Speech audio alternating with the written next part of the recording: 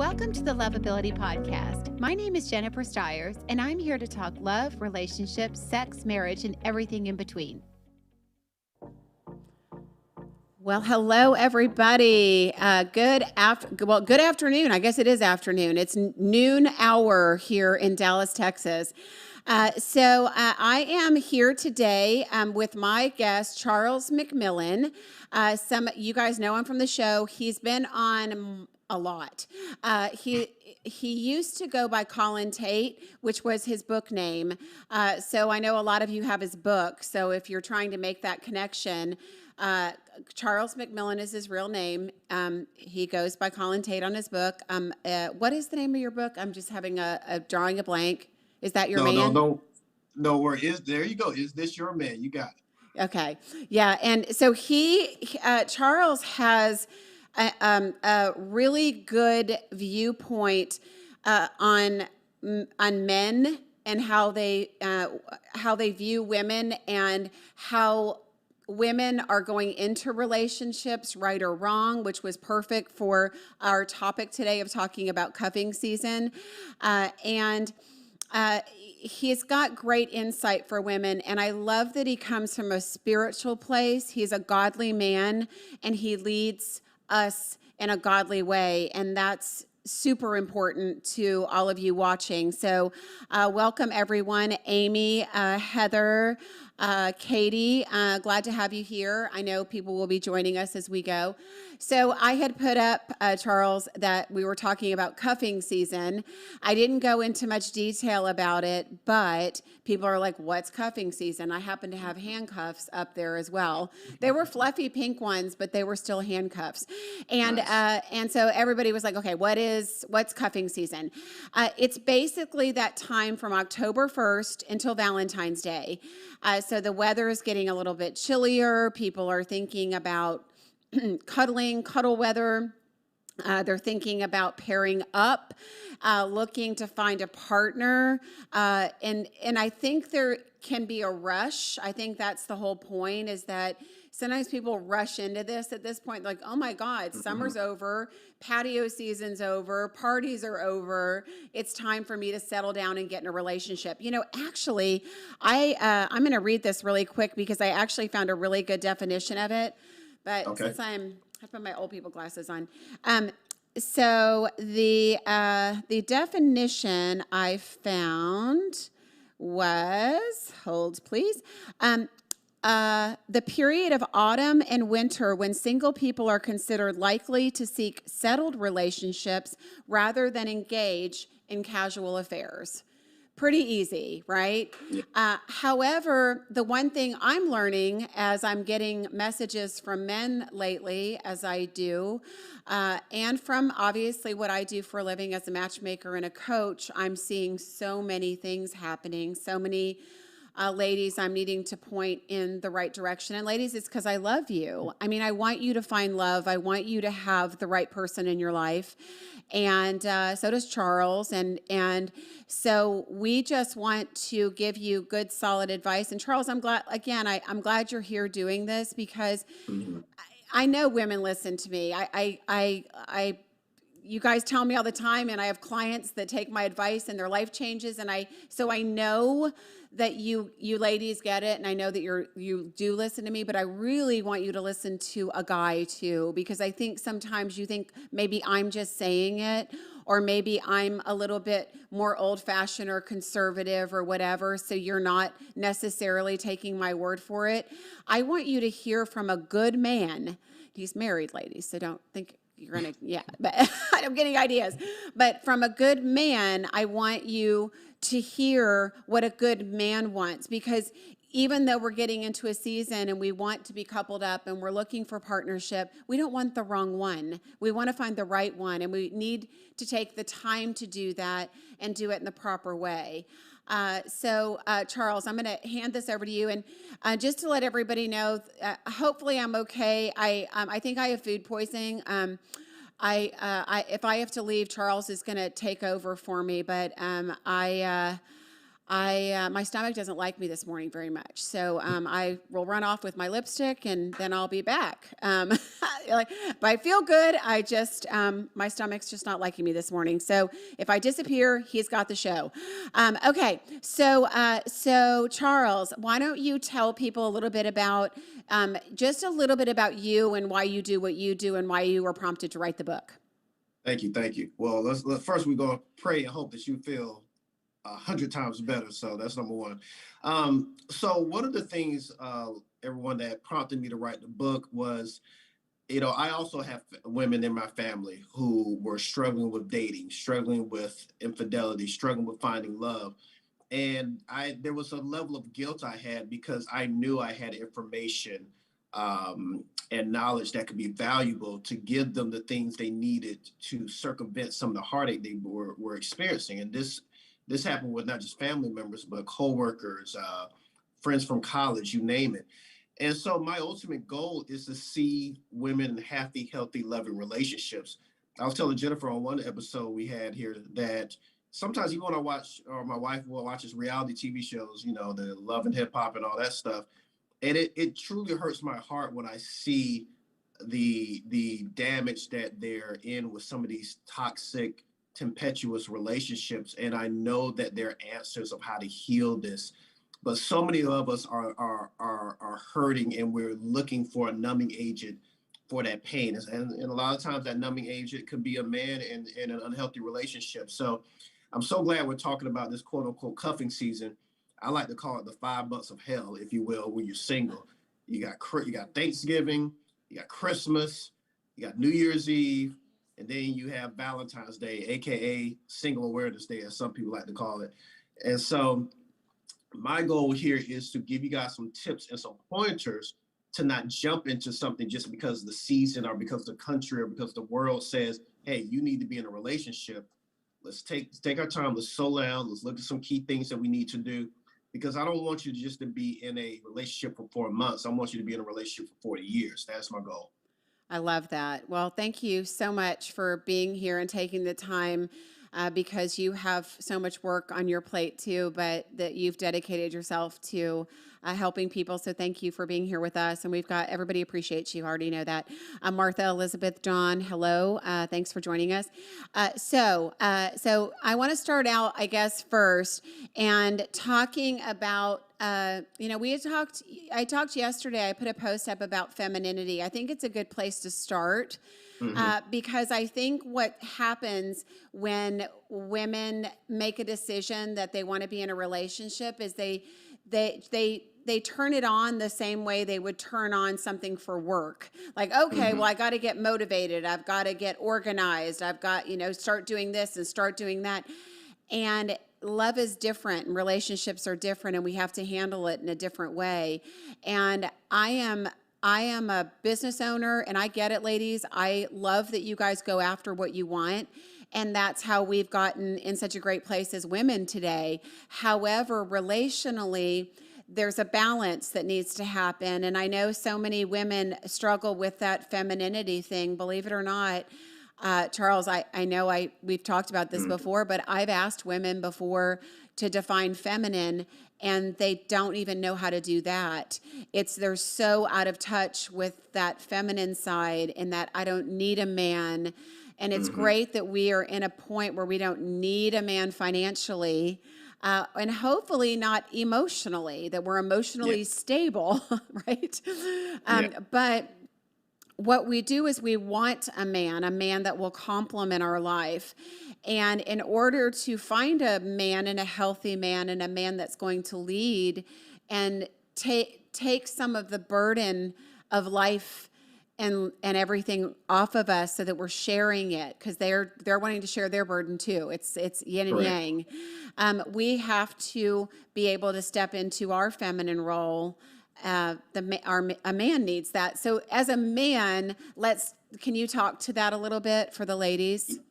Sure. And I love the word you used was balance, because women, I love a strong woman who has a go-getter attitude. And I love women who are, especially at high levels of business, because you have to have a very, I love that thing you said about balance. You have to have a plan, and a goal in mind, because a goal without a plan is just a wish. It's just a dream.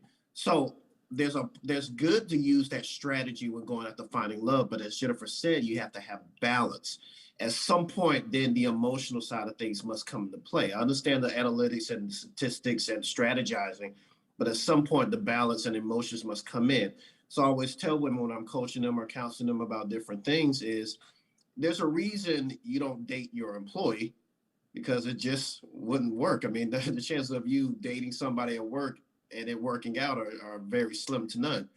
But I also say the same point. You don't want to turn your mate into also an employee. That you have to, you're not trying to do performance evaluations with the person you're dating. You're not trying to do observations on this presentation. His job is there just to love you and enhance the things that you are already bringing to the table.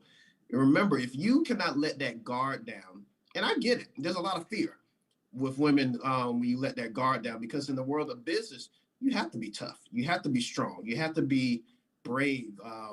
You have to be no nonsense. And a lot of weak men, in my opinion, get intimidated by that. So in the business sense, keep doing it. I mean, it's working, keep it up. But when it comes to finding love, that is your time to let your guard down. You want to have someone where you can lay your head on their shoulder and relax. See, when you're at work and when you're trying to fight business and you're dealing with so many men, depending on the industry you work in, you're living your life like this when you're at work. When you're with your man and you're in a loving relationship, it's time for these things to go down. You let your hair down, you let yourself relax, you be comfortable, you be vulnerable. That is the key, because a man you're dating doesn't want to be your employee, your staff member, your colleague, your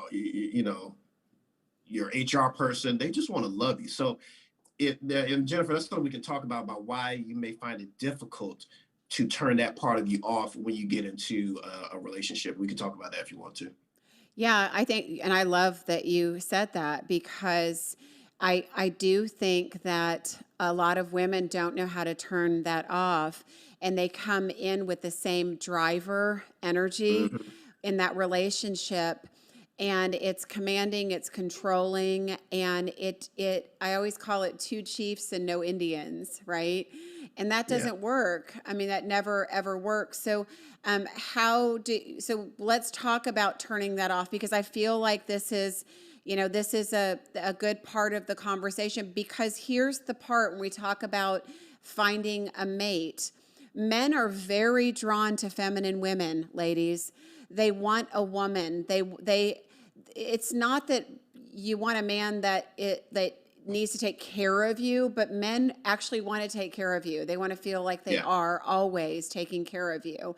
Even Yeah. if it's right, even if Yeah. it's that, being able to, do something for you, even if it's around the house that helps you. Men Yeah. want you happy. And ultimately, the only way that we're going to do that as women is to surrender, to be able to surrender to men and be vulnerable to them and come in with that softer energy, so that they do feel like, they can lead and they can be Yeah. in charge, even though we're really in charge. Yeah. It's true, right? That's very true. But let's talk about that. I think that's what you wanted to. I just wanted to lead Yeah. into that from a woman's viewpoint. I know, excellent point. And like you said, men don't want a ball buster. I mean, let's just keep it 100. They don't want someone harping on them, nagging them. It's exasperating. And when you see men who are in relationships like that, now don't get me wrong, there are men that are in relationships like that. I find at the end of the day, what happens is after so many years of being at that relationship, these men start to try to renegotiate the terms of the relationship. They get tired of it. And that's when you see a lot of late year divorce in some people. I'm talking about people who are in their 60s and 70s who are now getting divorced because these men have finally said enough is enough. But in the woman's defense, they have trained them that this is how I like to be treated. So anyway, I digress. So let's go back to why some of these issues with letting yourself go emotionally, with letting yourself become vulnerable.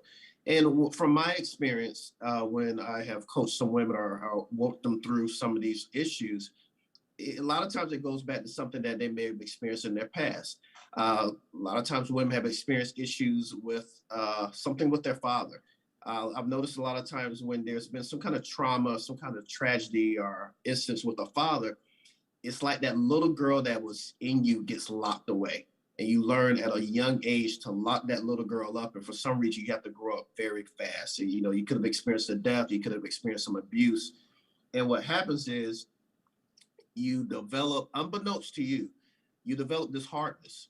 And Jennifer knows what I'm talking about. You have this look on your face where, and some men, and maybe even the producer in the studio can tell me, can attest to this, that you have this look that your body language is telling men that if I approach you, I'm going to bite your head off. That's basically what your body language is saying. And so what men tend to do is the good men, that is, they tend to leave you alone.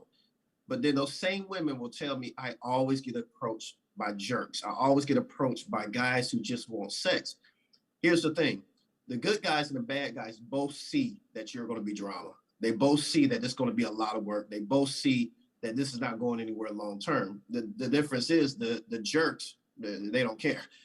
They just want sex, so they know there's an expiration date on this relationship. So that's why you get men that just say the craziest things to you when they approach you. And so once you start to work on whatever hardened your heart from your past, your whole appearance will start to lighten up. You will become more approachable. You will become more vulnerable. And vulnerable isn't a sign of weakness, ladies. It's just being vulnerable, because I'm vulnerable with my wife. It's just you have to find the right person where you know your heart is safe to be with. Just choosing some random guy because it's Thanksgiving, November, or Christmas, or Valentine's Day is not the right reason. And I did a post on our anniversary for my wife. We just celebrated 7 years, September 6th. And on my post, I said, if you had a preview of your relationship before your first date, would you still go on it? And a lot of people wouldn't go on it. I would go on my date 10 times over. But that's what I want you to think about. We're not just trying to get you to fall for someone just for a few months to make you feel good about yourself during the winter months. I want you to find somebody that makes you feel good. Rain, sleet, snow, hailstorm, whatever. So let's. It's okay to be vulnerable, but I understand this won't happen overnight. Yeah. Yeah, no, good, very good points. And happy anniversary. That's awesome. Thank you. I love when good people find good people and they're happy. So that's a win. All right, so let's talk about. So we talked about kind of the femininity that plays. So turning that off, ladies. That also means you don't have to be in charge of, number one, making plans, number two, propositioning men, number three, offering up your body or sex or body parts or pictures. Or I had a man that told me that, a complete stranger invited him on a trip to Vegas. Yeah. To meet her for Vegas for a hookup. Friends with benefits invitations. I don't want to say I shouldn't be shocked, because I've been hearing this for years, but I'm shocked, ladies. Like, tell me this isn't you, tell me this isn't you doing something like that, because that's not how you get a man. That's how you get sex. That's how you find a hookup and a heartbreak, So from a man's standpoint, even though men love sex, and men are flattered by a woman's attention, let's talk about the right way to get a man's attention, and how could somebody maybe do that. And I'll talk to it as well, because I do have to answer these questions as well, how we do it on social media, because that's a big way that I know a lot of people are sitting around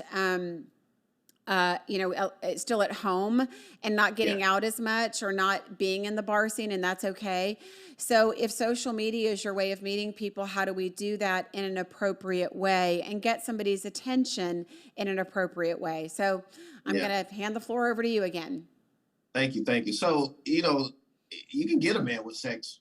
Anybody can get a man with sex, but keeping a man for sex is impossible. And I always tell women, if you're meeting any man that is in his probably now 20s, I can say now in this generation 20s, but definitely 30s, 40s, 50s.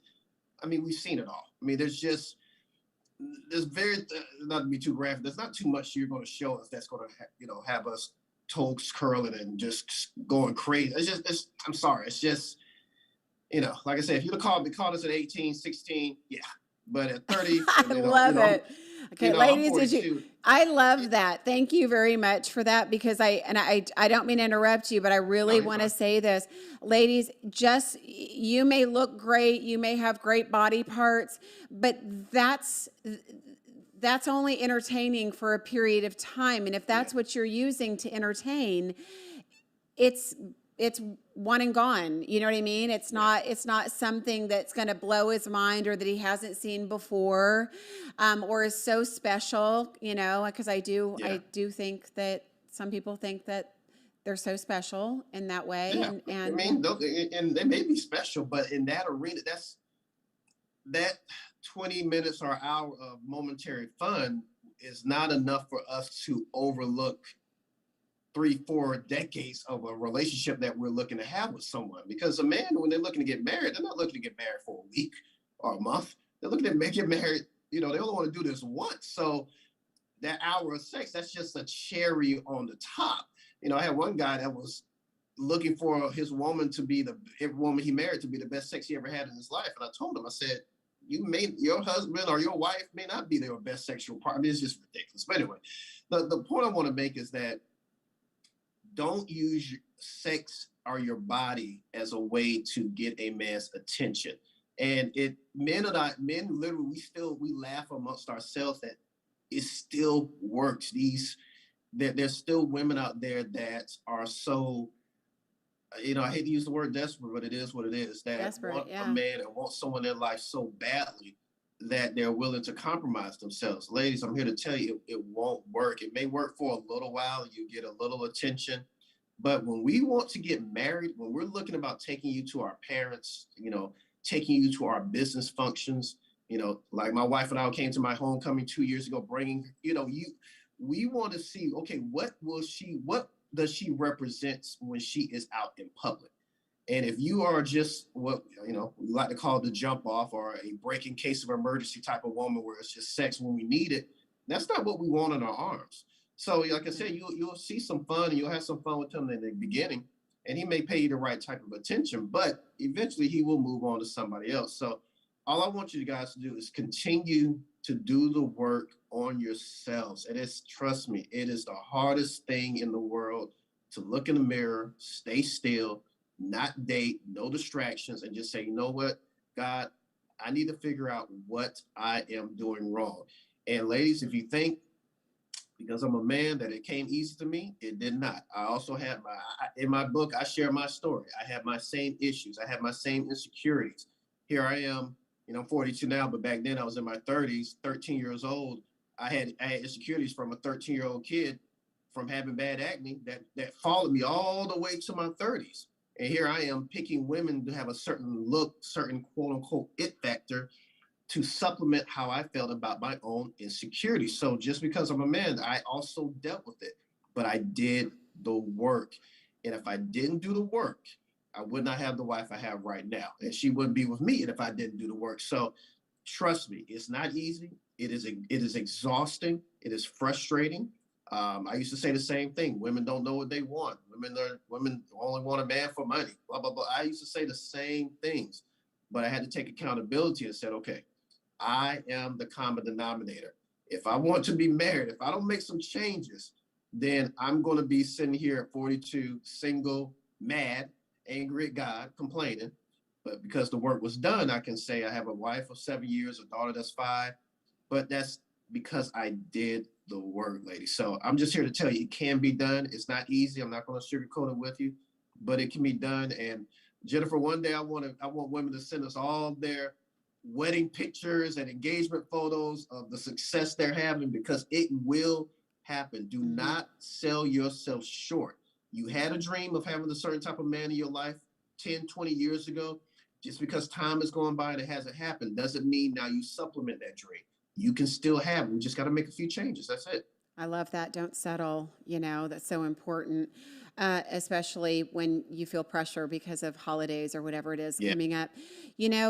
One of the things we were talking about, you had talked about with what you were attracting is, a respectful man wants a respectful woman. And yes, your body or your looks may get his attention, but ultimately he's looking at bigger things. He's looking at partnership. He's looking at, can he bring you, with him on his arm, and how does that look besides, the insecure men want the eye candy and they don't care about anything else. But a secure man, a responsible man, a confident man, which all of you ladies are looking for, he wants the same. So the arm candy, the bimbo thing, it doesn't work with good men. So It so doesn't.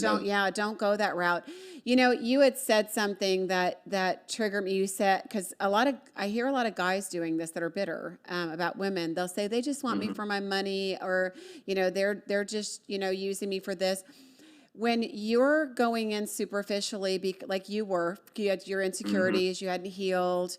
You were going for physical things on the outside to compensate for something that you didn't have or didn't perceive you had. Right. You're going to attract the same. Yes. And you guys always get mad at me, I'm sure, when you comment and you go, where are these great girls and where are these women that you're posting about? They're everywhere. If you're not attracting them, you're not being the man that you need to be, which, guys, we're going to talk to you next week about that, because that's important. You can't blame them. And ladies, you can't blame men, because I'm going to tell you something. I do this for a living. My matchmaking clients always go, Jen, where do you find these guys? And they're out there. They're out there. Yeah. Really good guys are out there. But if you're not finding them, it's you. You're not attracting them. And so you have to look, ladies, you have to be willing to look at whatever that thing is inside of you, whether it's, if you're attracting unavailable men, somewhere you're unavailable emotionally, it doesn't matter, unavailable somehow. If you're attracting liars and cheaters, somewhere you're lying or cheating yourself. I mean, it is a mirror 100% of the time. I've counseled for over 25 years. I've aged myself, but it doesn't matter. I'm really good at what I do, and so are you. And we can tell you 100% of the time, whatever you're attracting is what you are too. So you have to look at those patterns, and we do this as coaches. We help you find your patterns and help you to open those up, see where they're coming from, and heal them so you can stop going after the wrong people. But don't use the physical part and sexual overtones, to get a man. You'll get him, but you'll get him for a night or two. Well, you won't be able to keep them. And just real quickly, like Jennifer said, there's an old saying I have: you date who you are. So like you said, if you are XYZ, insecure, blah, blah, blah, blah, then you're going to end up attracting just the same type. Yes. So I want to talk about expectations. So this is a big thing. Now, I think it works both ways. Having unrealistic expectations is one thing. Having no expectations is another. I think you just hit on that a second ago. Yeah. You have to have standards. You have to know what you want. And you have to not be willing to know what your non-negotiables are and not be willing to settle. When you see a red flag, I don't care if you see a million green flags, and I don't care if he's the best looking guy in the whole wide world or the best sex you've ever had. If there is a big, fat, flaming red flag, get out. Because that everything is going to get bigger. It doesn't, you guys have got to start paying attention and following the guidance that you're being shown. And so having too high of expectations is another thing too. And, there's nobody perfect out there, and I just want your opinion on this when I get done, because of course I've got mine. But if you're holding somebody to a standard that you don't even hold, I mean, you want them to, as TD Jake said something about that, like, you expect somebody else to show up to the table perfectly, but yet, for them to forgive you for all of your shortcomings. And that's exactly what it is that, you all don't sometimes realize what your shortcomings are and your imperfections are, yet you expect somebody else to be perfect and show up for you the way that you want them to and do everything. And ladies, you're the guiltiest of this. We're talking to you today. Let me tell you where you're the guiltiest of this. And I know Charles can concur, being a man. You have these expectations that a guy should do everything the way you want them to. They should call when you want them to. They should text you back in a certain amount of time because that's what you would do. If he wanted to ask you out, he would definitely ask you out by Wednesday if he was thinking about you, but he must not be thinking about you. You know, all these head things where you get in your head, I must not be a priority or whatever. Ladies, you got to stop that because you're not him. And I can't tell you enough at being a coach and a matchmaker, because I get both sides of it. That's the fun part for me. It's one thing to be a coach, but then on the matchmaking end, you get two sides of the story. And you hear where the expectations go awry. And it's typically almost always, ladies, with you. You know, give the guy room to be him, to show up the way he's going to show up. You know, maybe he's not a great texter, but maybe he doesn't like to text. Good for you. He's not off texting 8,000 women. There's the good point. You know, maybe he's not the best communicator digitally. Maybe the phone isn't that important to him. Great. When you're on a date with him, he's not going to be all distracted by his phone. I mean, you've got to look at him, his lifestyle, learn him before you make judgments on him or create expectations for him that he could never meet because he's not you. Yeah. So let's talk I mean, great point, Jennifer. Let's talk about low expectations. So I always say, you know, when you go through, when you get married, there are these things you say, you know, through sickness and in health. What is it? Richer for poor, better for worse. I think there's a fourth one. I can't remember. But the point is, when you say those vows, they don't hear the sickness. They just hear health. They don't hear the poor. They just hear rich. They don't hear the worse. They just hear better. They're just assuming this is how it's going to be. And I always tell women that I'll take this cup here, or this glass. Imagine when you're in a relationship that this is filled with water. And at the bottom of the bottom of this cup is a lot of dirt that's just settled. I always tell people, once you get married, once you say those vows, to me, it's a spiritual connection.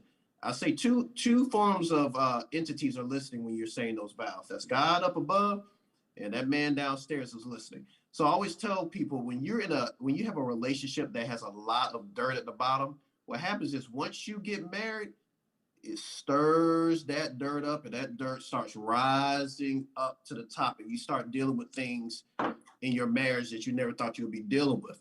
So when you have these level of low expectations, it's because you want it so badly. You ignore red flags. Trust me, there's nothing worse for the people I've talked to is being in a marriage you don't like. Give you the analogy.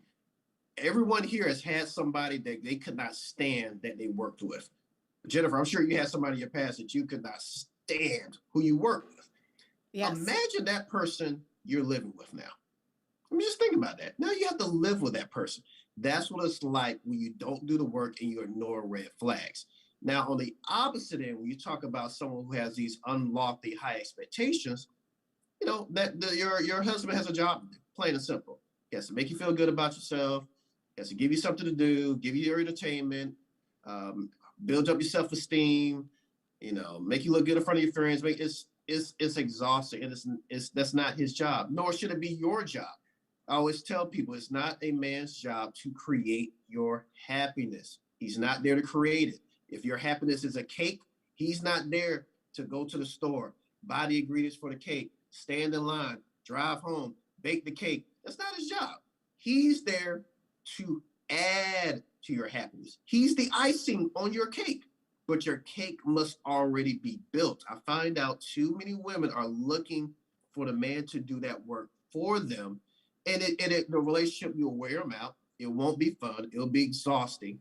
Again, ladies, Jennifer and our job is to get you in a healthy, loving relationship where you're happy, where you're having fun, where you're married for 7 years, but it feels like 2. I want that for you. This is what I'm experiencing is not lotto. It feels like lotto because so many people are not experiencing it. It's not lotto. It's just I did the work of myself. My wife did work on herself, and we were able to get it together. But I'm telling you, if I picked the type of women that I was going after, I wouldn't be on here helping you guys. I'll be sending emails to Jennifer talking about how much women suck. That's what I'll be doing. So I'm telling you, you just got to do the work. So, like Jennifer said earlier, you're the common denominator. If you're in your 30s, 40s, 50s, you still have not found solid love. The good thing is, there's something you're doing wrong.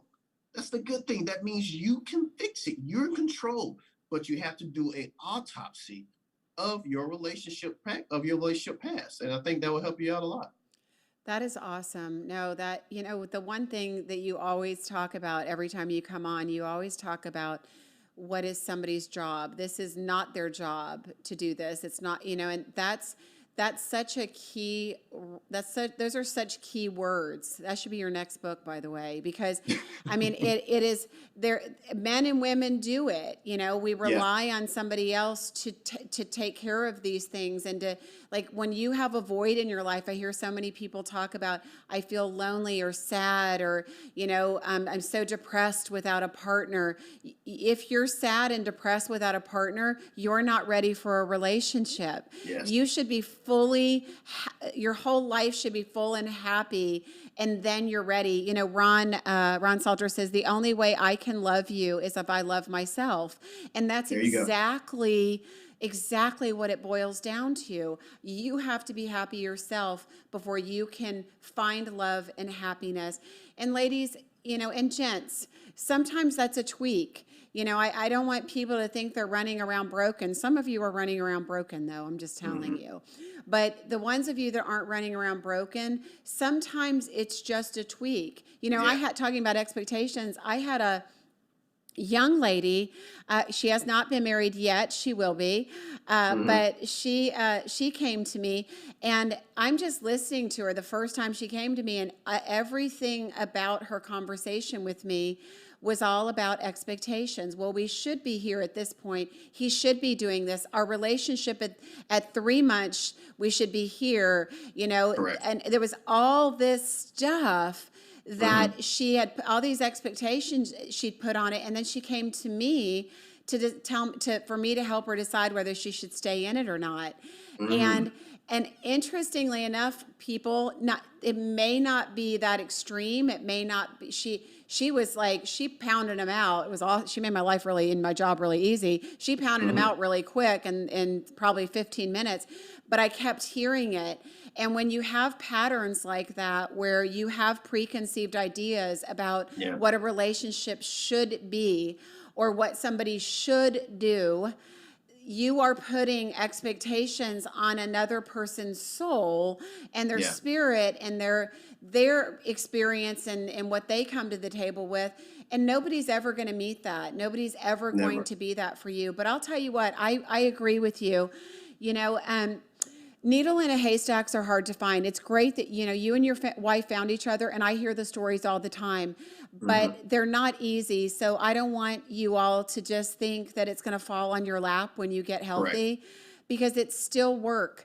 I have a client, and God, I love her, because as I'm talking to her, we've coached through stuff, and she will say, he said this to me, and I know that that's a trigger for me. And I immediately paused and didn't respond and let him know this, so I could take time to think about that. I mean, to hear healed people talk about, and she's getting into this very healthy relationship right now, but with eyes open and dealing with everything. And everything as it comes. Every time she's with him, she's learning something. Yes. And noticing something. What's so interesting, Jennifer, not to cut you off, is that when you get healthier, ladies and gentlemen, you will see the same things, but you will see them differently. And let me tell you what I mean by that.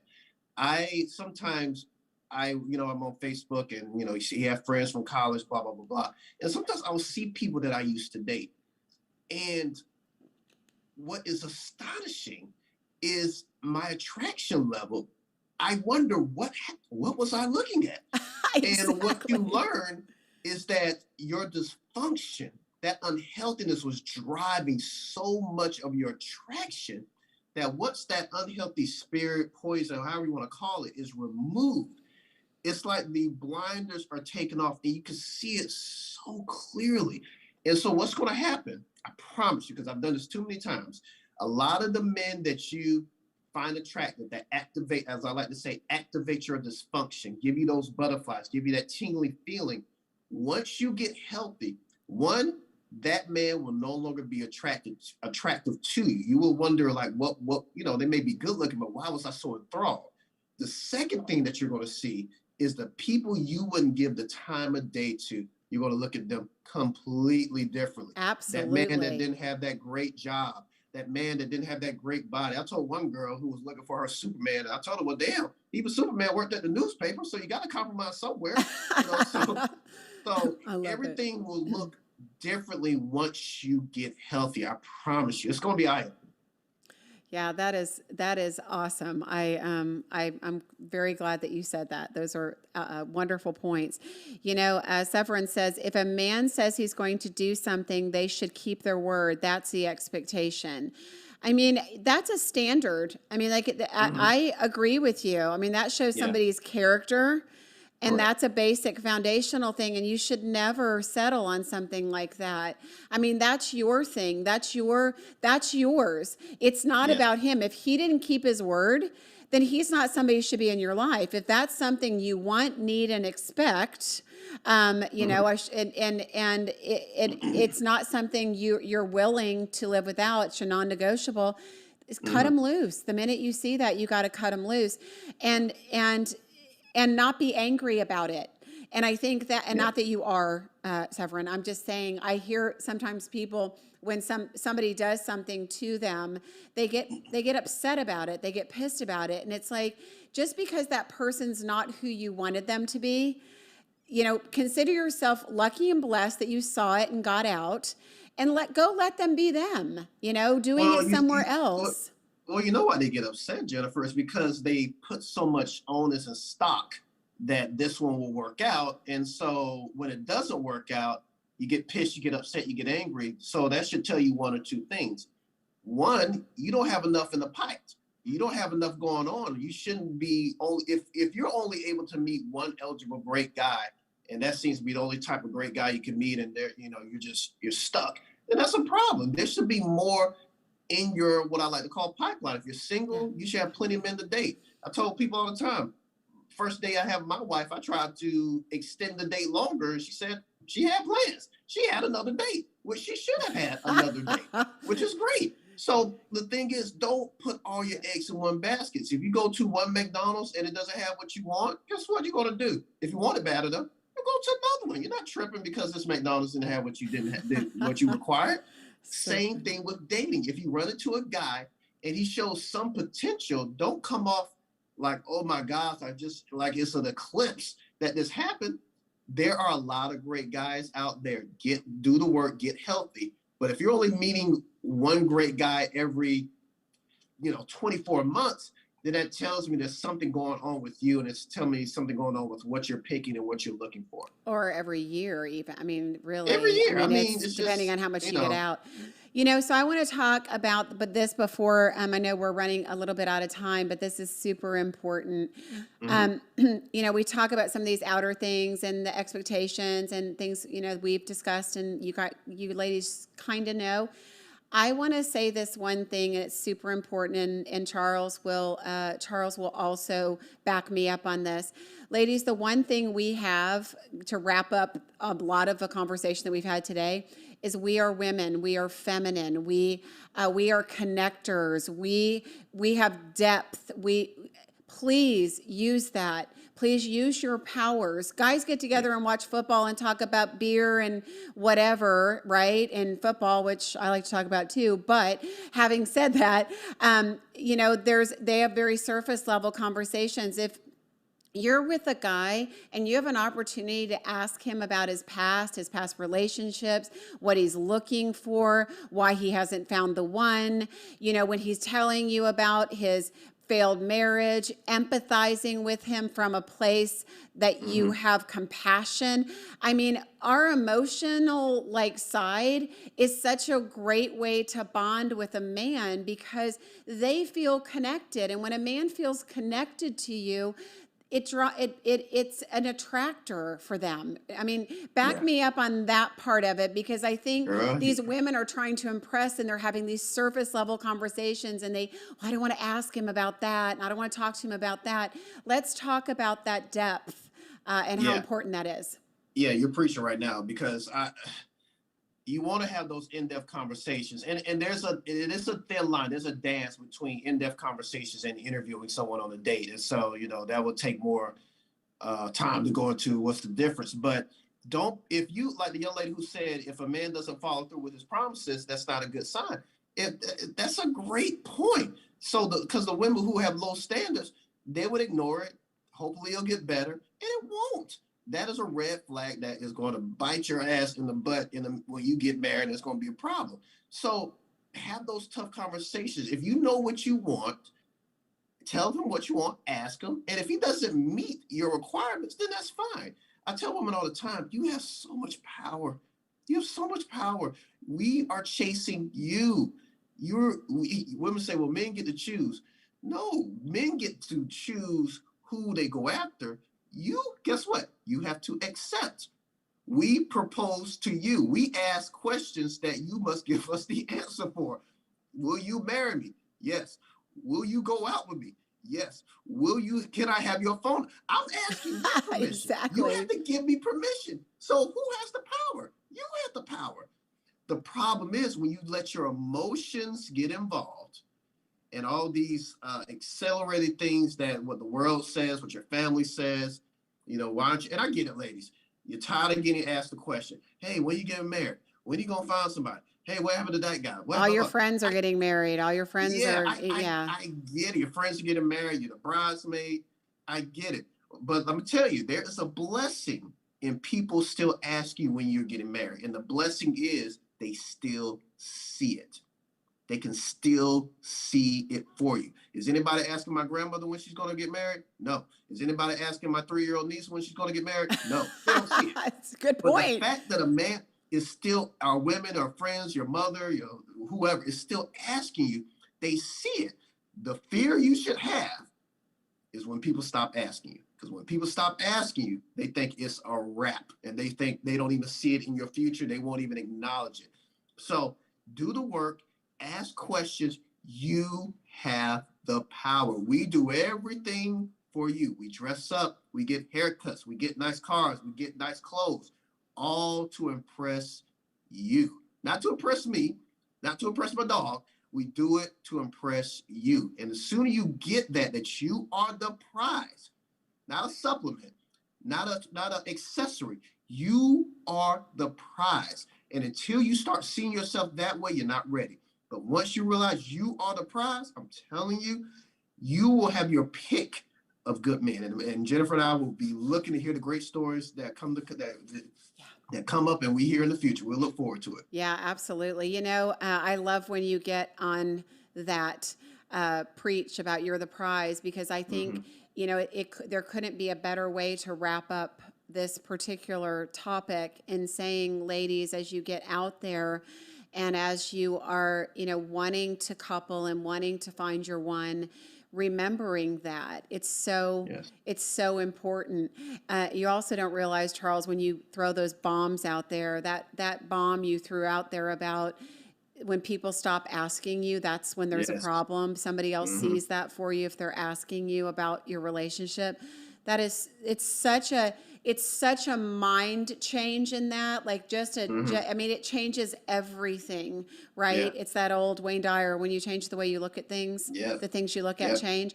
That just shifted everything. So, so love the bomb.